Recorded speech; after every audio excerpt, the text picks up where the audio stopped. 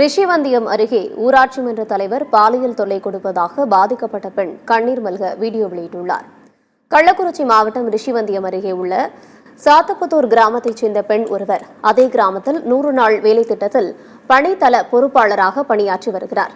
அதே கிராமத்தில் ஊராட்சி மன்ற தலைவராக இருந்து வரும் பச்சைப்பிள்ளை என்பவர் 100 நாள் வேலை திட்டத்தில் போலியாக கணக்கு காட்டி பணம் எடுத்து தரவில்லை என்றால் வேலையை விட்டு நீக்கிவிடுவேன் என்று மிரட்டுவதாக அந்த பெண் புகார் கூறியுள்ளார்.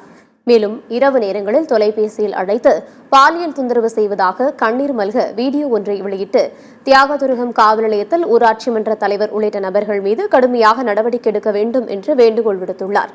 இந்த புகார் குறித்தும் தியாகதுருகம் காவலர்கள் விசாரணை நடத்தி வருவதாக கூறப்படுகிறது.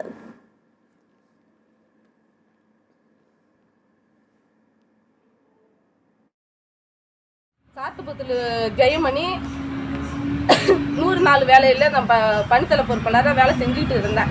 வேலை செஞ்சுட்டு இருந்ததால இந்த சாத்துப்புத்தில் இருக்க பிச்சை பிள்ளை 100 நாள் வேலை செஞ்ச இடத்துல எனக்கு வாரம் ஆள் போட்டு சம்பாரித்து எனக்கு பணம் கொடுன்னு என்னை ரொம்ப மிரட்டினார்.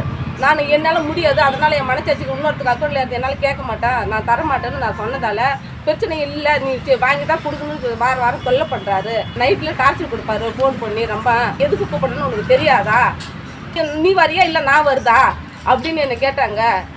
இன்னைக்கு காலையில் 11 மணிக்கு எல்லாம் சேர்ந்து தலைவர் சேர்ந்து எல்லாம் ஒரு 5 பேர் சேர்ந்து என்னை அடிச்சுட்டாங்க.